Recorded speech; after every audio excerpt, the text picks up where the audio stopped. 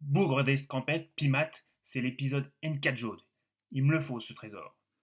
Quel trésor, capitaine? Je dois aller du palmier au trésor en partant du 2 dans un rond et en trouvant d'abord un multiple dans un rond, dans un carré, et ensuite un diviseur, et encore un multiple, un diviseur, un multiple, un diviseur. Qu'est-ce que c'est que cette histoire?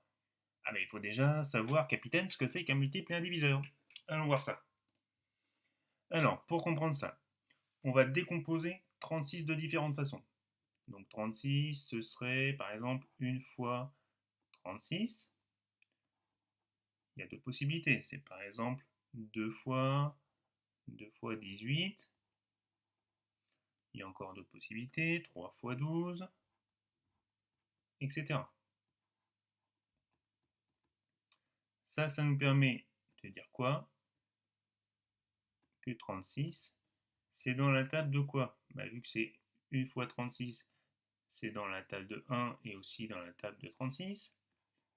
Avec 2 fois 18, on peut dire que 36, c'est dans la table de 2 et aussi dans la table de 18. C'est aussi dans la table de 3 et dans la table de 12,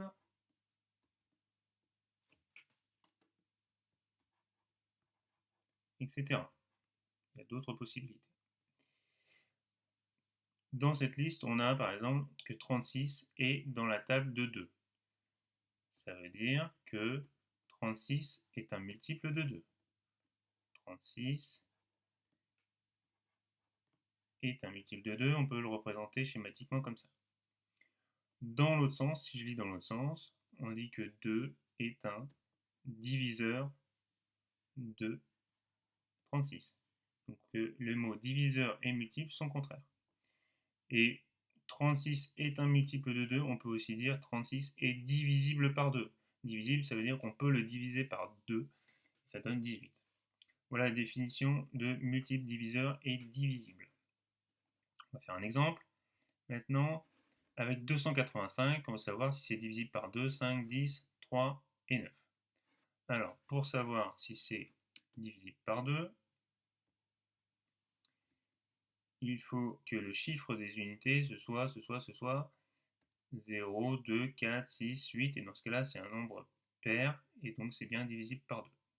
Dans 285, le chiffre des unités, c'est 5. Donc c'est pas 0, 2, 4, 6 ou 8, donc non, c'est pas divisible par 2. Pour que ce soit dans la table de 5, vous savez qu'il faut que, ça se termine, que le chiffre des unités, ce soit un 0, soit un 5. Et ici, 285, le chiffre des unités est bien 5, donc oui, c'est bien divisible par 5. Est-ce que c'est divisible par 10? Dans la table de 10, il faut que le chiffre des unités, ce soit 0. Ici, c'est pas 0, donc non, c'est pas divisible par 10. 285 n'est pas divisible par 10.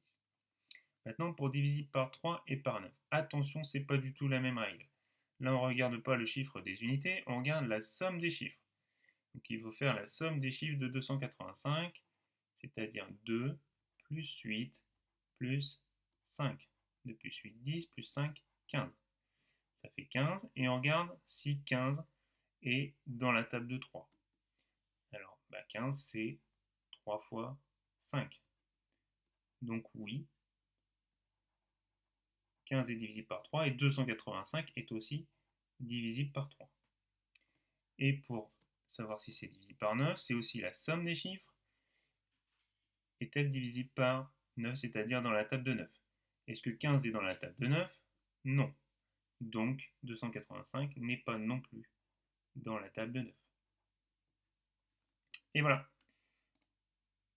Donc maintenant, pour faire cet exercice, on cherche un multiple de 2. Est-ce que ça peut être 123 qui se termine par un 3? Non, donc on ne peut pas prendre ce chemin-là. 228, il est dans la table de 2, puisque le chiffre des unités c'est 8, donc je peux prendre ce chemin-là. Ensuite, il faut que je trouve un diviseur de 228. Est-ce que ça peut être 20? Non, parce qu'il faudrait que ça se termine aussi, le chiffre des unités soit 0, c'est pas le cas. Est-ce que 228 est divisible par 3? Alors il faut faire la somme des chiffres. 2 plus 2 plus 8 etc. Je vous laisse faire le calcul et regarder si le résultat est divisible par 3. Et ainsi de suite. Ensuite, il faudra chercher un multiple, un diviseur, etc. On pourra ensuite faire les exercices de ceinture.